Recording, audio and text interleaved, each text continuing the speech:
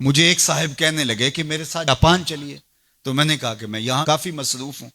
تو انہوں نے مجھے کہا کہ آپ ذرا چل کے دیکھیے تو صحیح، آپ کو 29 سال ہو گئے ہیں تبلیغ کرتے ہوئے، سمجھاتے ہوئے، اور 40 برس آپ کے والد گرامی کو بھی ہو گئے، اور پھر اس کے بعد آگے بھی آپ کے مشائخ، اور اسی طرح آپ اب مبلغین تیار کر رہے ہیں، جمعہ میں بھی یہی خطبہ ہوتا ہے، اجتماعات میں بھی یہی گفتگو کرتے ہیں. تو آپ جو تبلیغ کر رہے ہیں اور لوگوں کو یہ بتا رہے ہیں، یہ کوئی میرا فلسفہ نہیں ہے تو میں آپ کو جس کا پابند بنانا چاہتا ہوں، یہ تمہارے رسول کی سنت ہے. جس پیارے سے تم ٹوٹ کے محبت کرتے، یہ اس کا طریقہ ہے کہ جھوٹ نہیں بولنا. کہا سمجھا سمجھا کے 29 سال جس قوم کو ہو گئے ہیں، آپ جاپان میں دیکھیے وہ کر رہے ہیں، اور نئی اقدار کو دریافت کرنے کے لیے آگے بڑھ رہے ہیں. یہ تو کر چکے ہیں، وہ کسی دغا نہیں کرتے، جھوٹ نہیں بولتے، کسی سے فراڈ نہیں کرتے. ان کو کسی مذہب نے نہیں یہ بتایا، ان کی ماں کی گود سے تربیت ملی کہ جھوٹ نہیں بولنا. اس کی ماں کی گود سے تربیت ملی کسی سے دھوکہ نہیں کرنا، کسی سے فراڈ نہیں کرنا. کیا ہماری مائیں جو حضور پر درود پڑھنا سکھاتی ہیں، یہ کیوں نہیں سکھاتی ہیں کہ کسی سے فراڈ نہیں کرنا ہے، کسی سے دھوکہ نہیں کرنا ہے؟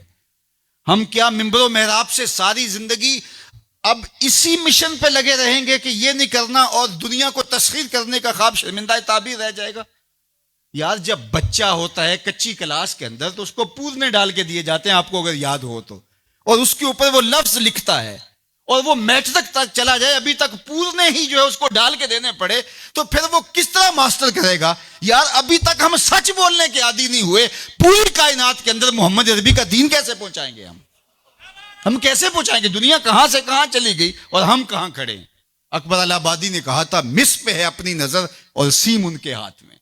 ہم ابھی تانبے کو دیکھ رہے ہیں اور وہ چاندی بھی اٹھا کے لے گئے. اب وہ کائنات کو تسخیر کرنے جا رہے ہیں، اور ہمارا بھی یہ مرحلہ طے نہیں ہوا کہ ہم سائے کو تنگ نہیں کرنا چاہیے، ہمارا یہ مرحلہ طے نہیں ہوا کہ کسی کو تکلیف نہیں دینی چاہیے.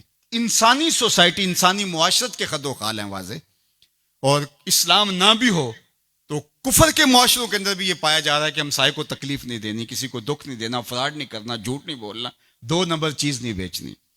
اور ہم کیا ہیں؟ ہم تو دوائیوں کے اندر بھی ملاوٹ کر لیتے ہیں، اور مسلمان ہم ہیں جیسے ہم عاشق رسول ایسے زمانے میں کوئی نہیں. اور جو جان بچانے والی دوائیاں ہیں ان کے اندر بھی ہم ملاوٹ کرتے ہیں. ہمیں شرم آنی چاہیے. ہم کھڑے کہاں ہیں؟ دل مسلمان ہے تیرا نہ میرا، تو بھی نمازی میں بھی نمازی، پڑھے جائیں نمازیں، یہ ٹکرے ہیں اور کچھ نہیں ہے. ہمارا دین ہم کو ایک ایسی پاکیزہ زندگی گزارنے کی تلقین کرتا ہے. یار ہمارے سامنے حضور کا نقشہ ہو، ہمارے سامنے حضور کی تعلیمات ہوں، اتنا نور برس رہا ہو ان کی سیرت کے انوار کا، اور پھر بھی ہم اپنی زندگی جو ہے وہ درستی نہ کر پائیں، تو پھر کیا ساری زندگی ہم یہی کام کرتے رہیں گے؟ ساری زندگی یہی کہتے رہیں گے کہ جھوٹ نہیں بولنا، جھوٹ نہیں بولنا؟ کہتے رہیں گے ہم، اس سے انکار نہیں ہے، لیکن کائنات کو تسخیر کیسے کریں گے جب اس مرحلے سے نہیں نکلیں گے؟ تو میری آرزو یہ ہے کہ دیکھو میں نے اپنی قبر میں جانا ہے، آپ نے اپنی لحد میں اترنا ہے. میں اور آپ اپنے آپ کو یہ مت سمجھیے کہ وہ سنورے گا تو معاشرہ ٹھیک ہوگا. معاشرہ ٹھیک ہو نہ ہو، مجھے ٹھیک ہونا ہے. مجھے اپنی زبان کو کبھی بھی جھوٹ کی بدبو سے متعفن نہیں ہونے دینا. مجھے کبھی بھی کسی کو اذیت نہیں دینا، چاہے وہ میرا ہمسایہ ہے یا میرا دشمن بھی کیوں نہ ہے.